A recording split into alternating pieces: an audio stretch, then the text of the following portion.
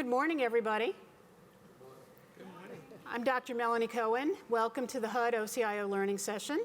I want to welcome all of you who are here in the audience with us today, and I also want to welcome those of you who are joining us on the internet.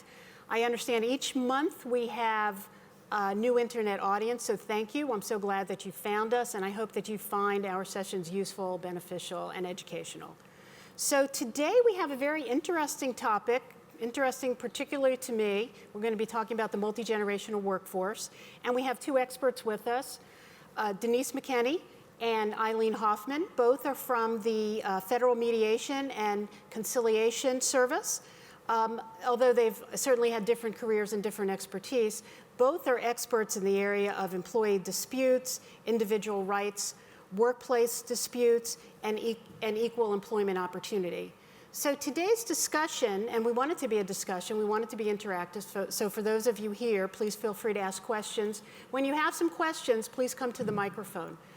And we're going to be talking about the fact that we have several generations now in the workforce. We have people who are 25 who are working with people that are 65. And so how do the dynamics of those kind of teams actually work? And what are the differences? What are the similarities? And really the title is The Generational Divide, Myth, Reality, or Should We Just Get Back to Work? So is that really a problem, or is it really not a problem? So with that, I'm going to turn it over to you, Eileen. Oh, thank you. I'm Eileen Hoffman, and it's a pleasure to be here. And I guess I'm duty-bound to ask you to put your phones on vibrate, if it were. Want to just spend a moment to tell you who we are, because we're a tiny federal agency called the Federal Mediation and Conciliation Service. We mediate labor and employment disputes in interstate commerce. So if you're a hockey fan, our now acting director, Scott Beckenbaugh, was very instrumental in helping that lockout get settled. Our deputy director, Allison Beck, helped the Metropolitan Opera get back to work. And many of us work in the fields in manufacturing, schools, all kinds of service sector job employment issues. We were established in 1947, independent from the Department of Labor.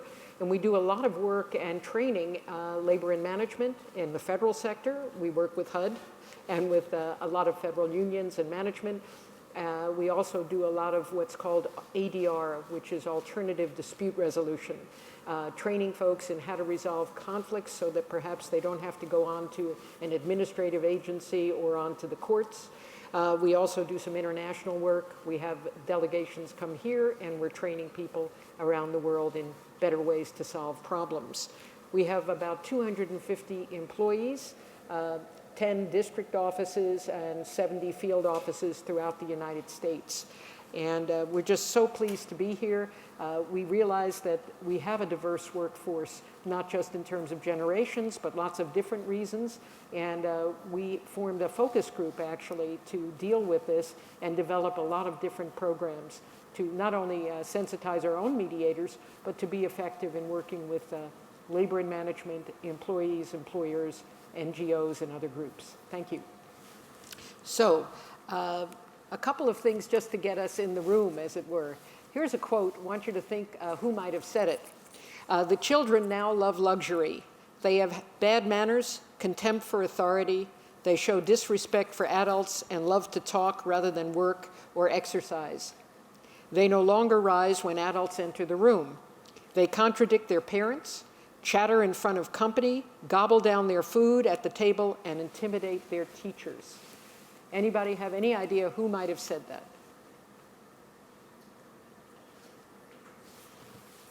Well, it was Socrates. So some things don't change. And by the way, I want to also put in a plug for our boss, Luann Glazier, who has taken this program and put it into the 21st century. So you'll be seeing some slides that have some extra data on them. Another quote, though, for you to think about is young employees are demanding that they be given productive tasks to do from the first day of work, and that the people they work for notice and react to their performance. Now, you might think somebody said that today, but it was said in a Fortune magazine article in April of 1969. So again, when we look at the different work groups and different generational groups, we think, well, maybe it's new. Well, some things have still been issues kicking around. Denise, you want to tell them why we're here? All right. Well, one thing is to learn how to deal with change and to be competent interpersonally with doing so. So in the workplace, because we have so many generations, we want to make sure that the interpersonal dynamics in the workplace flow, and so that work is not challenged and productivity does not go down. So let's talk a little bit about the impact of the global economic crisis. Now, baby boomers, which I'm a baby boomer, we have been called the plastic generation, and we'll talk more about plastic. Do you know that baby boomers have spent more money on plastic surgery than any generation? I was thinking no, credit cards. plastic. Well, plastic that way too. And they said the future is plastic. Plastic Okay. as well. Okay. So much for we're living longer. The life expectancy has gone on a little bit longer. So now they're having to try to figure out, what are we going to do with all of these older people? So we're finding also a push to make senior residences a little bit better. It used to be a long time ago that when people in your family got older, they just stayed at home. They either kept children or there was a room for them. But right now we're living longer. I know right now the senior co-op that my mom lives in is excellent. There's always something for them to do. They have an exercise room. They do things together. They go on trips. So the expectation is a little bit different. But we also do have a new movement for discovering something that you mentioned that used to be around called aging in place. And so we have more, and actually millennials, we'll get to them, are working on many of these programs for people to be able to stay in their homes and age in place. Younger workers are also living at home a little bit longer. My son said that he was going to be at home with us for a long time. I said, well, what happens when you get married? He said, my wife and I will live here. Interesting. Yeah, the Federal Reserve did a study that a third of the millennials live at home. Sometimes that's called the boomerang generation, but they're living at home for lots of economic and other reasons. Now, what are some current challenges? Learning how to be flexible, learning to flex to meet the different workplace expectations. Everybody in the workplace does not look at being satisfied the same way. So some person may like a plaque, somebody else may want a day off. So we have to learn to flex to what people really need in the workplace. Okay, but also for the first time in history, we have 4 distinct different generations in the workforce, in the workplace. Our traditionalists, some of them have actually retired now. Sometimes they're back, though, as re-employed annuitants, or you see them at Lowe's, Home Depot, because they know what all the inventory is and know how to do things. We also have the baby boomers who are beginning to phase out and retire, our Generation X, mid-level managers, and our millennials, now becoming the largest group in the workforce, more than 80 million coming in and making some changes. Okay. Here's a caveat, though. When we do this program, we want to make sure we're going to make a couple of generalizations, but we're not trying to deal with any kind of stereotypes. We have some shared experiences. There have been studies and research that prove certain things, but we're not saying everybody's the same, and if you're a boomer, that all boomers are the same. As a matter of fact, what we want to say is that this is one aspect of what's happening in the workplace, but we have diversity in a lot of other ways.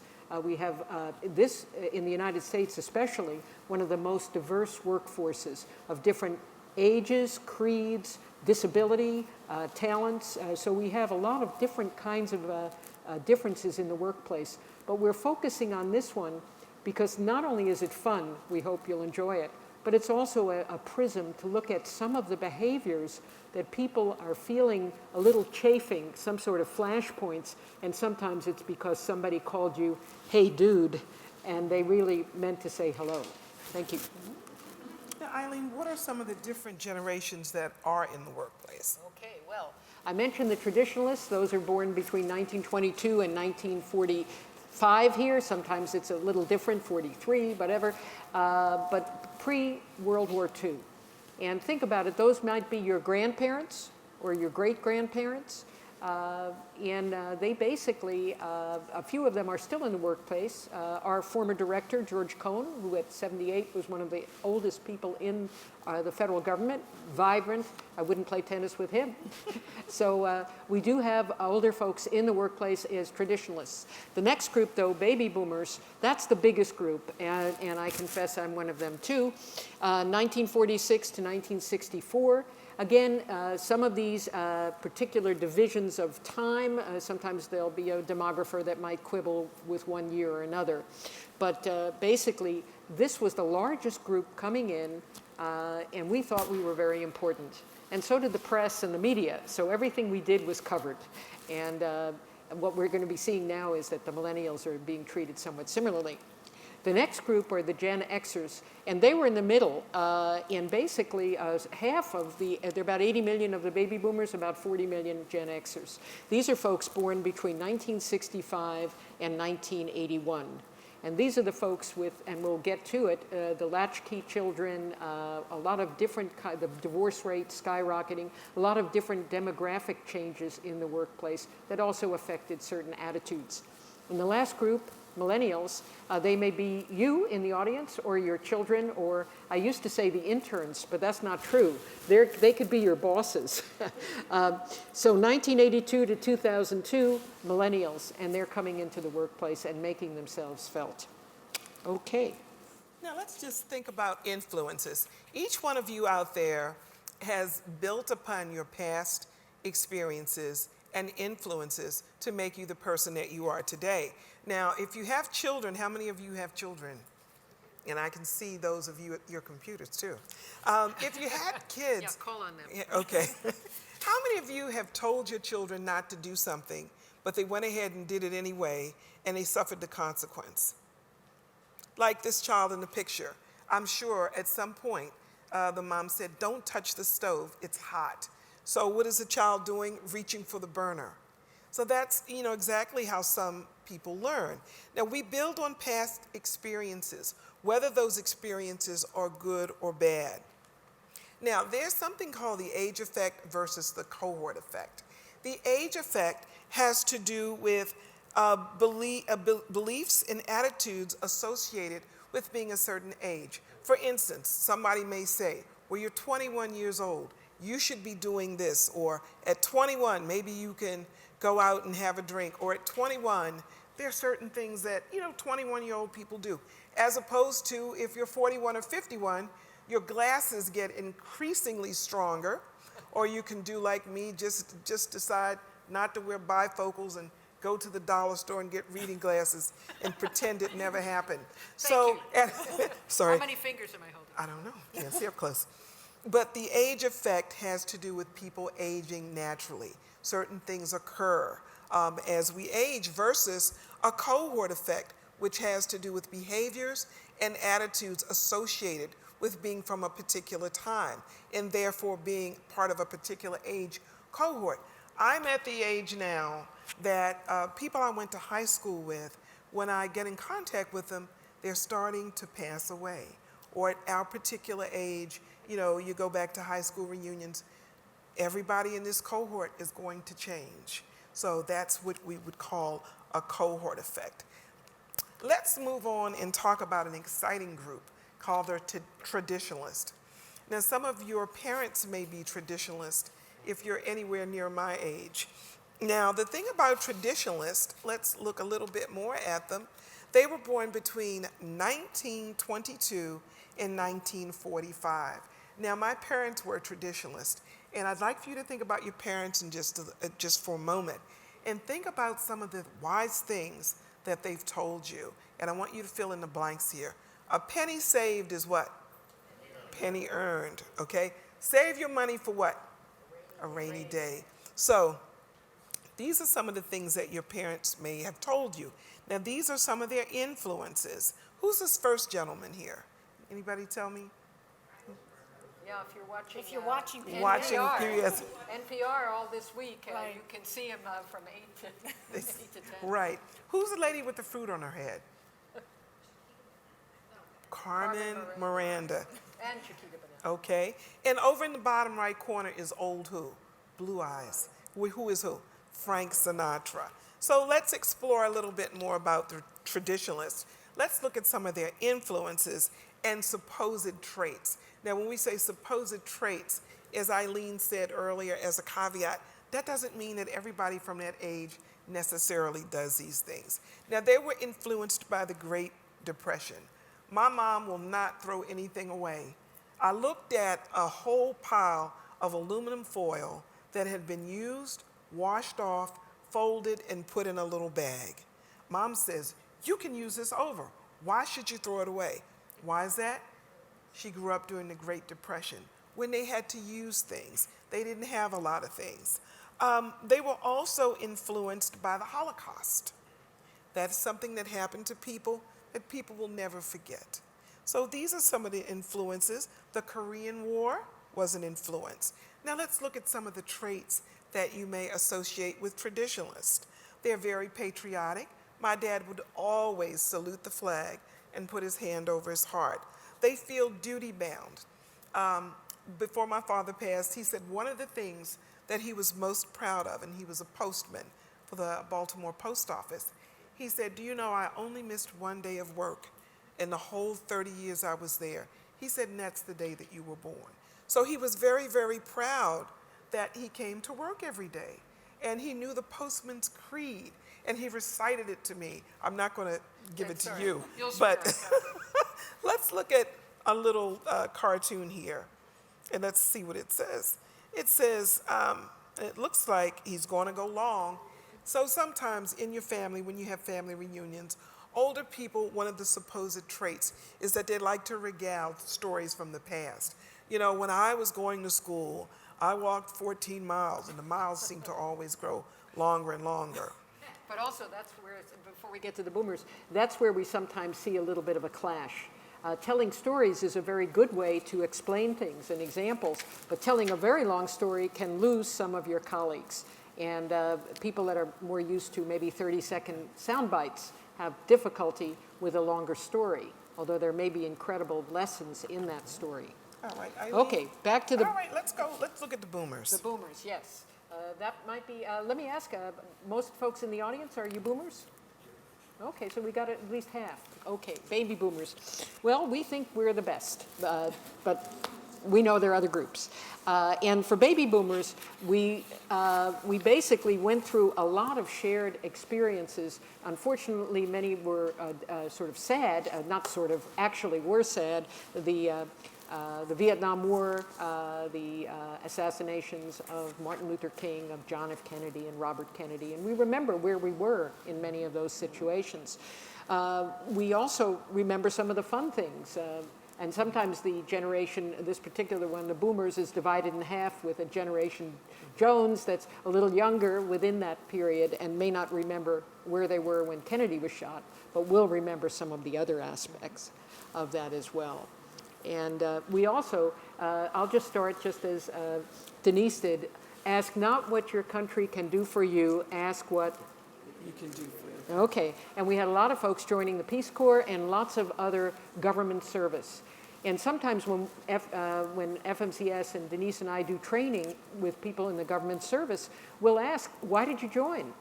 You know, it's sometimes called appreciative inquiry. In other words, what are the positive things? Why are we here? And we got a number of people at HUD saying, I joined because of Jack Kemp, or I joined because I got a housing loan. But a lot of people joined to do service and to be part of what we believed was the solution as opposed to just the problem. Okay, so moving right along, here are a couple of influences. I've mentioned many of them. Also the women's rights movement, a very big movement. My daughter's 29, and she doesn't remember those days, but I do. And she's reaped, hopefully, some of the benefits in the workplace based on what I and many others have done. April 22nd, does anyone know what that day is? Earth Day. That was a big deal a number of years ago for boomers, and they wore Earth shoes and Earth Day and things like that. Also, we have some traits, again, not shared by everybody, but competition. If there's so many people, you're competing for jobs, you're competing for places in universities, you're competing for schools and for playtime. So we saw lots of triple sessions and lots of trailers. We see them now too, but actually people with competition trying to get scarce resources. But many baby boomers are optimistic. We thought we could do it, we could change things, and some of us think we did. We'll see. And here's another cartoon, which basically the younger fellow is saying, question authority, and the older fellow is saying, are you wearing my shirt? So sometimes we pass on ideas to the other generation. Okay. Let's now look at Generation X. Generation X was born between 1965 and 1981. Any Gen Xers in the audience? Okay, good. Raise them high. Come on. Okay, good. Okay. Sometimes you don't get as much recognition as you want. Let's look at some of the things that you probably will remember. How many of you remember the group Nirvana? Yeah, you remember that. What are some other influences that you can look at this page? Who's at the bottom left-hand corner? Thriller, Michael Jackson. All right, let's move on. Let's look at some influences and let's look at some supposed traits. How many of you can remember MTV? There was a high divorce rate. You were probably... There still is. There still is. You were probably a latchkey child. You know, you came home with your key around your neck. You went in, you closed the door, you locked it. You didn't let anybody in. You sat at the table. You didn't turn on the television. You weren't supposed to. And you did your homework until your parents came home from work. How many? Yeah, I was going to say, and you might have thought if there was a computer, it was the family's computer. You might fight over time to use it. Now, some of you who call yourself Gen Xers are very resourceful, highly adaptive, distrustful of institutions, skeptics, cynics, but very, very independent people. Yeah, and I just want to mention, we're looking at these shared experiences, and some of it is when you were 10 to 15 years old, sort of your memories. And that's what we're looking at in the United States, and we've done this around the world as well, so that the fall of the Berlin Wall would be an important memory for children born in Eastern and Western Europe, and not so much in the U.S. Okay. Eileen? Okay, the millennials. Do we have anyone in our audience who are millennials? See, the millennials are watching on the internet. Okay, they're on the internet. Okay, well, thank you for being there. So here's a couple of folks we put together, but you may have your own. Again, unfortunately, tragedies we remember, but also we remember earlier forms of floppy disks and all kinds of technology that has now been eclipsed, and basically going on to the more advanced technology. Eileen, who's down the bottom? Do you remember that was one of the premier reality shows? That really started reality shows. Yeah. When I teach labor relations, the writer's strike unfortunately gave birth to reality shows because you didn't have writers who were producing. So we now have reality shows. Okay. Millennials. Just want to give you a couple of the influences. And again, if you're not a millennial in the audience, you might have children who are. And the internet boom really affected them, and some of the tragedies I mentioned, like Oklahoma City. Credit card debt and education debt. We now have, and our millennials are experiencing higher educational debt than actually consumer credit card debt.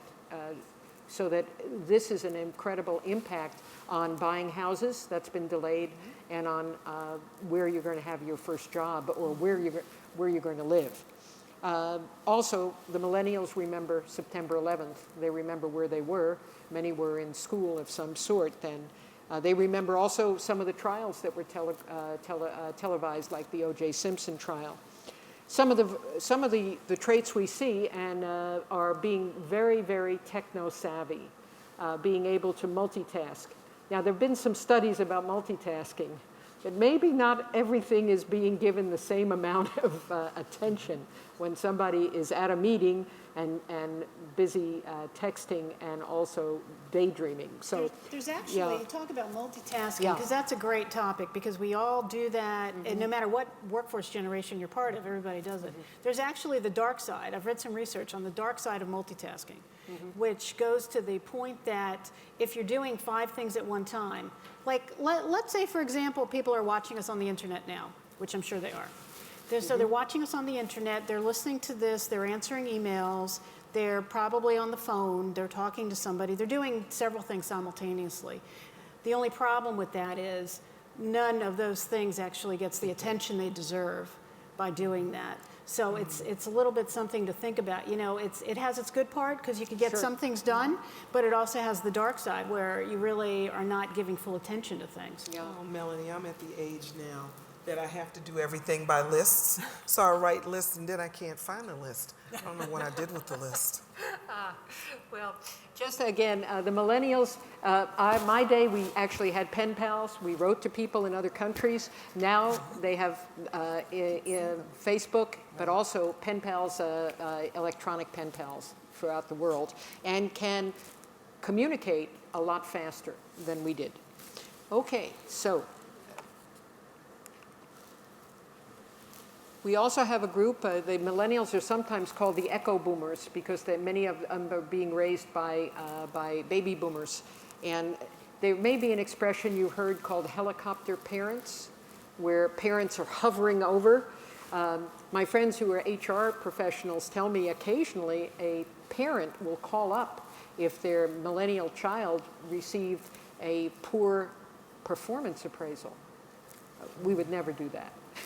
Or the dean of a school gets a complaint from the parents about a grade that the student has received. So helicopter parents. The parents will call the child supervisor at work. Yes. Yes. Now that's not all the time, don't get me wrong, but that has occurred.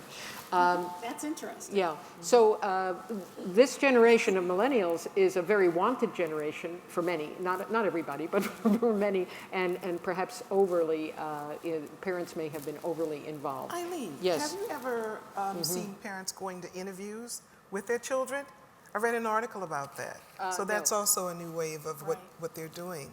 I've never seen that, but I've read about that too. It's a fascinating concept. Can you imagine your parents maybe going to an interview with you when you were going to work, going for a job? It's hard to imagine, isn't it? Well, we have Take Your Child to the Work Day, we could have Take Your Parent. Right. Okay.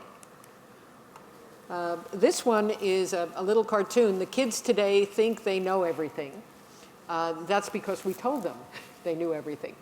So we always have to be careful. We want to build up self-esteem, but we also want to have a healthy dose of realism about the world. All right, so let's talk about who could possibly be next. And that's what we call the alpha generation. Now, who can tell me who the lady is with the pink hair? No. Nicki Minaj. She used to wear pink hair all the time.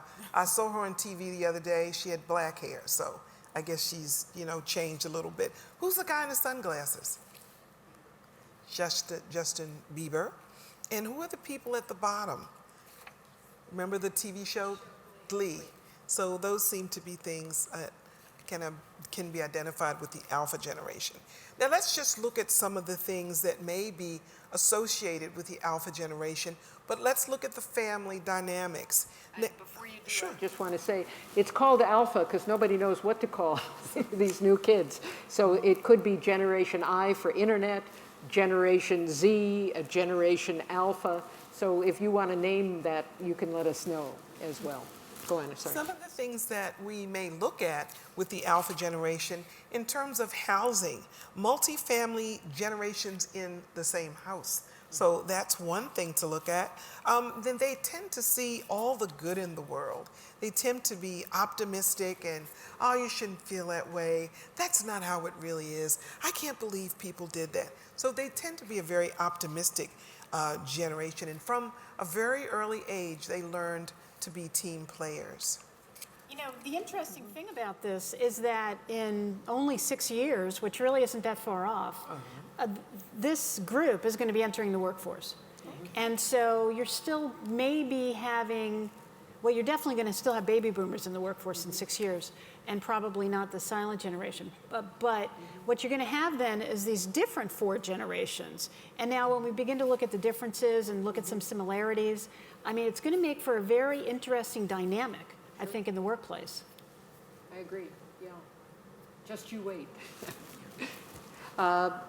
Now, why have we done all that? Hopefully it's been fun. What we try to do when we do our training is we get people into different groups and abide their generation and let them brainstorm about who were their heroes when they were growing up, what were some of the music, some of the icons, what were some of the learning experiences they had. And then after we do that, we then move into, well, what does this mean in a multi-generational workforce? And that's part 2, which is what we're at now, which is looking at the generational mix. How do we deal with, I mentioned earlier, these clash points when maybe you have a younger boss and an older worker. Maybe you have a different set of values. You work to live or live to work. Sometimes a difference in values as well. And so a couple of things we've noticed with the millennials, delayed adolescence it's called, but basically it's that in years ago, what did it mean to be grown up? And for some people it meant, you know, getting your education, getting perhaps a car, getting married, maybe having a child, and buying a house. Well, those landmarks are not used quite the same way now with our millennials. For them, as I mentioned, some of them are living at home, so for varying reasons, including the price of housing, and student debt, which has tended to lessen the enthusiasm for mortgages, but also moving back into cities and using very tiny little cars, rent-a-cars, what is it called? Zip cars. Zip cars, bicycles. A lot of different approaches to what does it mean to be growing up. And so some of the sociologists might change some of the markers they have. But it's been delayed so that we don't have at the same age, at the age of 30, we don't have the same percentage of these markers for the millennials when they reach 30. And some of them are in their 30s now. Okay. Balancing generational interests. And what we've put together here are some of the subjects that we think, and we'd be interested in your views too, are interests where sometimes there can be a clash or a need for some understanding. There are lots of shared values. And remember I mentioned when I did this training at HUD, why did you join HUD? We had shared values of all different generations. But we also have, for each of the traditionalists, boomers, millennials, and Gen Xers, sometimes differences about hours, about paying your dues, the concept that I did it, so you should. Reward systems. For some baby boomers, a corner office is a very important thing, a sign of status. Gets some windows, might be good for work.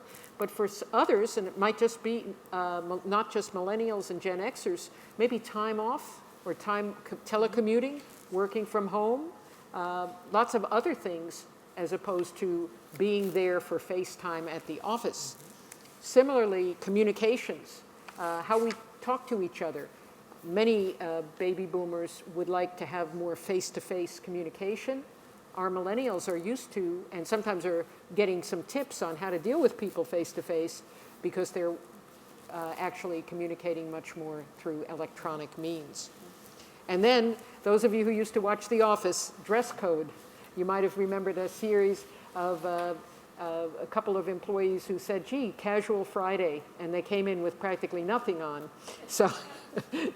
So you have to be careful because shared ideas of what's appropriate don't always work in the workplace. So sometimes boomers that are surprised when things happen, that's because they have a view of what the workforce and workplace is supposed to look like, and they haven't communicated that. to their other colleagues, their younger colleagues. And I'll just add one more here on feedback. For our traditionalists, no news was good news in the workplace. For many of our baby boomers in the federal sector, you get your performance appraisal maybe twice a year or whatever, and you have hopefully an IDP, individual development plan. But many of our Gen Xers and millennials want to know right now how they're doing and want to tell you how you're doing. So the 360-degree kind of appraisal is alive and well in the mind of many millennials and baby boomers. Oh, we have a question from the audience. Great. This might be slightly a different topic than what you were raising, but of all the characteristics of the generations you've been describing, the one that kind of struck me was fundamental optimism or pessimism. And what I have found, and I found this in the workplace, that it really affects how people view the work itself, particularly if management is making a change or if they're trying to implement something new. Those who go in with fundamental optimism tend to be more open to that kind of thing, tend to get on board and try and make things work or think that they're going to be able to make things work. And people who are fundamentally pessimistic tend to be the ones that you kind of have to drag kicking and screaming. I was wondering if you had any thoughts on how that aspect of generationalism impacts people's approach to workplace and workplace change. Well, I'll mention a couple of things. First, optimism and pessimism can be in all generations, and also people can be afraid of change, and they want to know how it affects them. And so some of the things we've been doing is, how do you present what the change is? And we present it, first off, get some more buy-in, some consultation, so it's not just happening to you, you're maybe part of it, part of the problem solving, number one. But number two is, how do you communicate? Maybe through face-to-face, maybe also communicating with some materials, maybe having focus groups and other ways to deal with the change, and frequently asked questions. In other words, not just announce this is the change and as of tomorrow that's what's going to happen. At least that's what we found has been helpful. And I see Dr. Claudine Schweber, a master of change, is in the audience. So do you want to share anything with us? If you would like to go to the microphone. Oh, okay. She said yes. I didn't pay her for that either. She said yes. Okay. It's almost like an unsolicited testimonial. I felt like that was a little bit of, but I also want to know what's in it for them. So if you can explain to the person what's in it for them, we call it in mediation WIIFM, what's in it for me, what they're going to get out of this change. I think that's also helpful. Yeah. But I liked your question, and it actually gets to the next slide, which is clash points. Because organization, and that's you. No, that's all right. No, that's you. Well, we share, Eileen. We share, right. But just as you said, Eileen, clash points or friction in the workplace, what can these things be around? One thing has to do with the way traditionalists and baby boomers look at seniority and organizational hierarchy. So you can be in the workplace 5, 6, 7 years, and you still may be considered by traditionalists and baby boomers as the new guy. So how long do you have to be in an organization before you're not new? So that's one question. So when you look at Gen Xers and millennials, so they're thinking, why do I have to come in at this grade? Seems like my education and my experience should count for something. So maybe the whole grading system that we have in the federal government to Gen Xers and millennials, they may not understand that. Well, yeah, I think also seniority, especially in a lot of labor union contracts, was done for fairness, so that there was a reason why certain people might be laid off or a reduction in force based on seniority, or as a factor for promotion. But what we're seeing also is Gen Xers and millennials saying, but wait a minute, I have some new ideas, I want to get recognition, I want to be in the process. And I think what we're seeing is, a little slowly, but organizations responding to that. We're also seeing certain organizations becoming flatter, so we don't have as much hierarchy. Now, on the one hand, that means some promotional opportunities aren't there. On the other hand, we're seeing in certain kinds of organizations like high tech, where they have think time, literally, people having one day a week to just think of new projects without being held accountable for that time on their timesheet. So new changes of how to look at work, how to deal with things, which I find exciting. And the federal government, again, a little slower in terms of dealing with this, but not totally immune to it. Okay. Some other clash points that we might want to look at. All right. Organizational hierarchy and the role of seniority. A lot of times you'll find that some of the Gen Xers or millennials don't seem to comprehend or deal with or may have some friction with the chain of command. So if there's a problem in the organization, first thing you're supposed to do in the federal government is to talk to your team leader or your immediate supervisor. But sometimes people will say, well, the director of the agency is right upstairs. Why can't I go talk to the director of the agency? So there may be some problems in dealing with that. As Eileen said earlier, feedback. Sometimes baby boomers may feel like, well, if I was doing wrong, somebody would say something to me, and they'll let me know along the way, as opposed to, how am I doing? How am I doing now? How am I doing it? You know, so looking at that. One of the things that I think is interesting. We have a question. We have another question from our okay. audience. Could you identify yourself, if you don't mind? Stambu. Okay. And looking at the list, I wonder also if this definition of work-life balance is also a big flashpoint. Yes. You know, it would seem that each generation defines that differently. You're And, absolutely right. you know, especially when you have a management-subordinate relationship that comes from different generations, the expectations around, you know, what that work-life balance is probably, you know, a source of tension. Yes, you're right. Thank you. What we're seeing sometimes is millennials will negotiate. In other words, if somebody asks, can you work over the weekend on this project because we need it by a certain date, they might say, well, you know, I have some events I have to go to on the weekend, but I'll work Monday through, you know, Monday late, so that it's not the concept of getting the job done, it's perhaps the concept of where it's done and when it's done. And we're seeing that more and more. Similarly, some of the boomers are catching on to saying, well, you know, I did it this way for so many years, but that's not a bad idea. Telecommuting. The old way was, gee, if they're not here, they must be doing something else. As opposed to, well, that's not a bad idea. Maybe I can do that. So we're seeing some sort of blurring of these concepts of work-life balance, just telecommuting for younger people and not for different generations. But I think you're right, and it's a very good point. Okay, thank you. Thank you. Okay, let's look at this cartoon here. All right. What does he say? Take a load off, Leonard. What does it say here, Eileen? Take a load off, Leonard.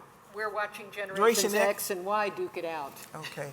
So that might be something to think about as well. Well, what it means is the Generation X is smaller and is feeling a little scrunched because the boomers haven't all retired and the millennials are moving in. So there may be a little bit of Squeezed out, so squeeze let them out. duke it out. So, but they're more similar than we think and are working things out.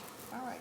So let's look at some values. One thing that we might want to look at for values, or what people can value, is flex time and work schedules and time off. Now, in the workplace in the federal government, even though flex time is basically in every organization, we still have some people who don't believe in flex time. Some people believe, if I can't see you, how am I supposed to know what you're doing? So, and if you do telecommute, you need to check in every 20 minutes, every 30 minutes. And if I call you, you better be home. So that's something to look at. Some people really like, different generations like doing different things all the time. They can't imagine doing the same thing all the time. Now, short burst communications versus long meetings.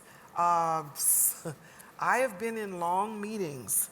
I would prefer sometime to have shorter meetings or bursts. One of the things that we've done in the office, which is different is meetings via Adobe Connect, which I think is fascinating. So You get to see the person. Right. If you have a computer with a camera. So you see the people, and also, so no sleeping anyway.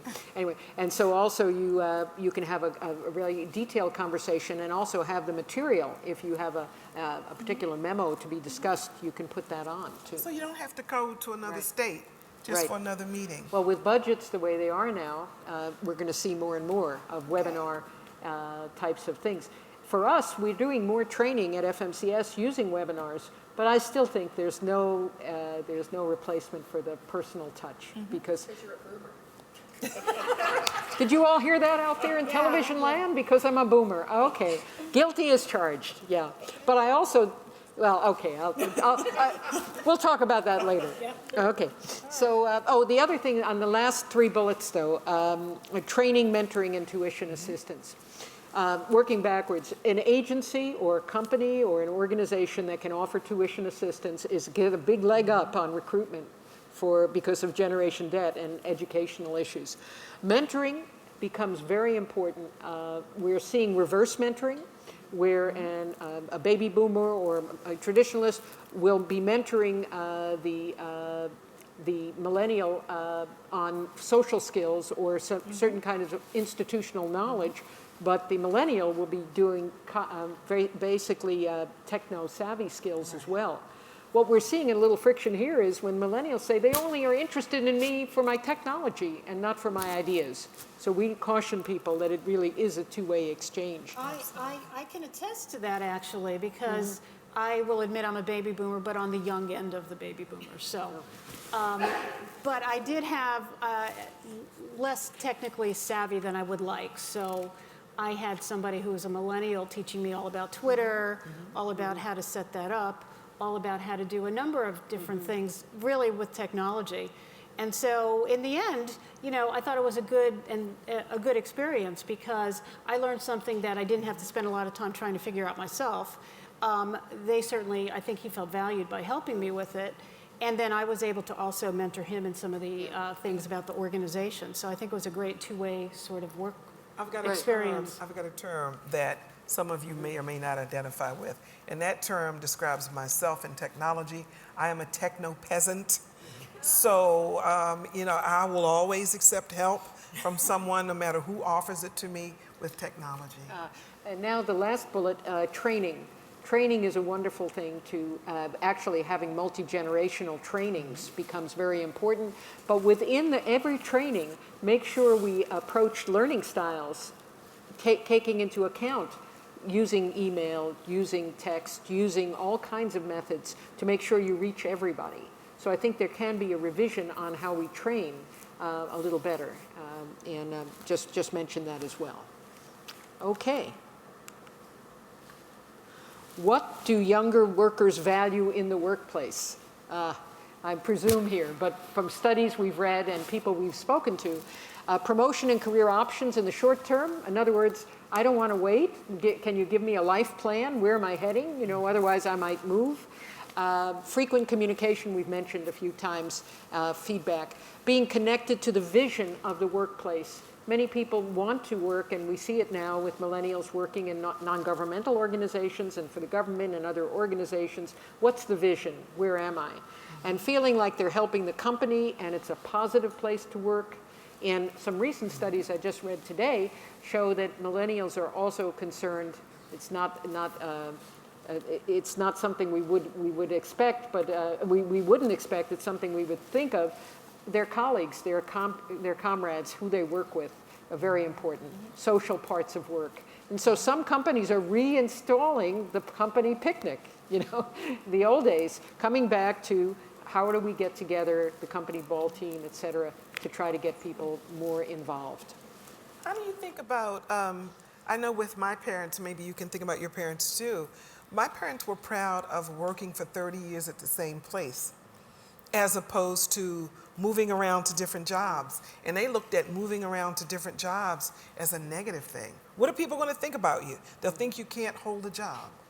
And now, though, what's happening, millennials especially and Gen X, I am going to get the kinds of skills that I can move anywhere. Or I can be an entrepreneur and work for myself. And some of the changes in the workplace, of course, are what the workplace looks like. We have more independent contractors, more self-employed, and so people are making sure they have skills and may not be with one particular company. Clash points we've mentioned earlier, the work ethic, long hours for some are valued versus free time as a priority. 9 to 5 versus flexibility, less face time. Approaching time and work, the boomers say they never want to work overtime. And millennials are saying, why does it take them so long to do it? Sort of this concept of if I can get it done in these many hours, why do I need to stay? So it's an interesting clash point that I think we can talk offline on how to solve. Okay, let's build intergenerational bridges. And our boss, Luann Glazier, says build bridges, not walls. And that's really what we would like to try to do and have you do with the different generations in the workforce. How do we bridge some of the misunderstandings and how do we learn from each other? And so when dealing with or influencing younger workers, you want to always explain what's in it for them and how they fit into the overall scheme of things. And I think those are two very important points. And don't ever get upset if they want to know why. You know how kids ask, well, why? Why is that? So you have to be a little patient, explain the whole thing, not just because I told you to do it, that's why you should do it. So I think those are very important things. that's the parent's default. Why? Because I said so. No, you really have to explain why. Okay. All right. Moving on, never be afraid to ask for help. I used to always tell that to young people, and if you're an older worker or if you're a boomer or a traditionalist and in the workplace, don't be afraid to ask a younger worker to help you to do things. They will be proud that you ask them how to help it. And you want to maybe flex to their way of doing things. So if you're working with different generations in the workplace, you want to figure out how they like to be communicated with. What's their preferred method? A lot of people will be right next door to somebody's office and text them or send them an email. Find out what's important to them in terms of communication. Okay, all right. So now how to deal with change. Two big things. One, take a deep breath. Number two, reach out and embrace the change. It's going to come. Do you see any dinosaurs still here? No, they didn't handle change very well. So sometimes in the workplace, people will be referred to as dinosaurs as well. So take a deep breath and embrace the change. Not the metaphor of a dinosaur. No, Right. no. Okay. An actual dinosaur. Okay. Right. And here's some tips. We're almost ending, getting close to the end of the program. Tips for dealing with workplace issues. Have a conversation about perceived generational issues. Address the issues underlying job satisfaction for younger and older workers. Dig deeply. Why is this a problem? Explore and further clarify expectations. So many times, misunderstanding of expectations becomes the root of a problem. And so those are some tips. And we'll throw this out and be interested what not to say and how not to say it. For traditionalists, and that's not true for everybody, but profanity, slang, emotional language, disorganization is perceived as a lack of respect in the job. So poor grammar is perceived as what's the matter with you kind of thing, which means that generation that use spell check may not always be using it correctly. With baby boomers, brusqueness, unfriendliness, not showing interest, many baby boomers want you to be engaged. Political incorrectness, again, these are just some ideas for working with our boomers and our traditionalists. When it comes to the Gen Xers, inefficient use of time, getting the job done rather than FaceTime. Many of our Gen Xers say, I don't need to be here as long. I'm going to leave at 5, and I'll get it done. And using corporate speak, like is usually resented, I would suggest probably not for, for most folks, it'd be better to use real words. And with millennials, sometimes the concept of condescension, somebody's so young, you know, oh, you're so young, that in itself can be a condescending term. And as I mentioned earlier, only valuing their technical expertise, and also making the assumption that they're all technically expert, which may not always be true either. So, and then one last thing, anyone a little older saying, in my day, you know, and that usually the eyes begin to roll, and whatever it is that you wanted to say is just not going to be heard. And my 2-second infomercial from FMCS, our tiny federal agency, is that if you want additional training, and we do a lot of interactive work, just let us know. Our website is there. And we also learn every time we do this program, it's a work in progress. And so if there was a generational conflict that you would like us to talk about, we'd love to hear. And if there's some generational techniques that you've used to help build those bridges, let us know, and we'll put you in the next program. By way of parting words, if I had to ask you here present, and I'd like for you all to think, those of you who are listening or looking at it on the internet, what is one wish that you would have for generations to come?